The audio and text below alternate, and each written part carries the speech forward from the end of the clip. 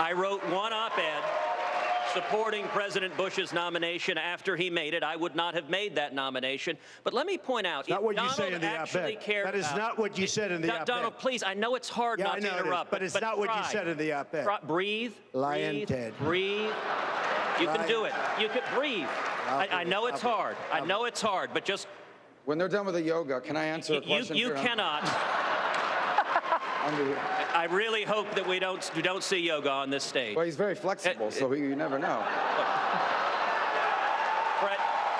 Good, man. That was good. Whoa. That's the most human moment he's ever had. And I love it. I love it. He needs more of that.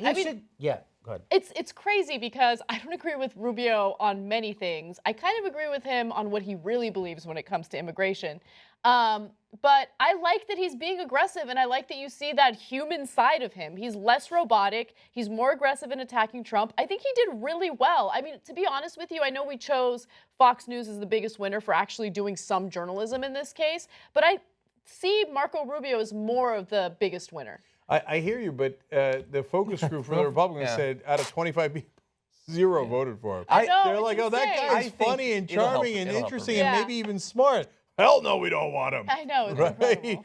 So it seems like a human being. Get rid of him. He only had like 2 seconds to come up with the yoga part, and then instantly the flexibility. Yeah. And then Cruz, of course, does the exact opposite. The totally uncharming. No, you can't. Yeah, that guy's got no charm in him at all. No, he doesn't. Yeah. And like, breathe, Donald. So part of the reason I showed you that clip is because it was so emblematic of tonight, right? Like food fight, interrupting each other. Hey, breathe, 1, 2, breathe, yoga, right? And it was a good zinger from Rubio. But the other reason I showed you, because buried in there what I was, in a very brief moment, was what I thought was the worst line in the debate, which was Trump going, Lion Ted. Yes. Lion Ted. He does this thing with his teeth where he like he draws it up. You can see his vulnerability in that moment because he got caught. You know what I mean? Not caught, but he felt vulnerable. He felt vulnerable. You could just totally tell. And I love that. Yeah. I loved his moment of weakness, and I love that Marco Rubio took advantage of it. Yeah, and he said Lion Ted 3 times throughout the night. And I know he's a bully, and he does the little Marco, and he does the jabs. And when he said about Mitt Romney, if I wanted, he would have gone down on his knees, you know, when I was endorsing him. And that's vile and et cetera, but they like it. They kind of like it, right? But I think there's a line, and I think you go from bully to childish, and you go from gaining respect to losing respect. And I think he kind of crossed that line tonight in a couple of different ways. And I think this Lion Ted thing is just too immature, even for Republican voters. I agree. Like, it's one thing to challenge the other guy's manhood and to belittle him and call him low energy and stuff like that. It's another thing to be like, Lion Ted. What does Lion Ted mean? It doesn't mean it. Like, Lion Ted, got you.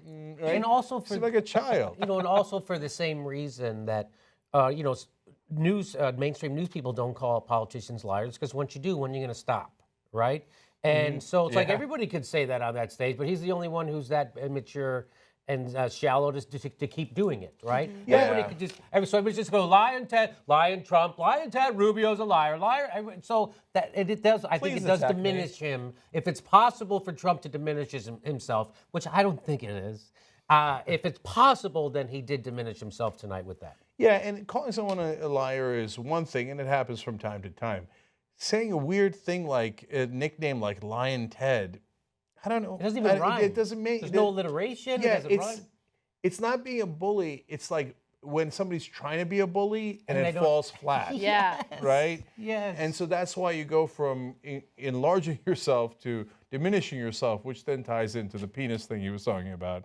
So, and again, hence defines the debate. And I think it's fairly fitting that the worst line defines the debate.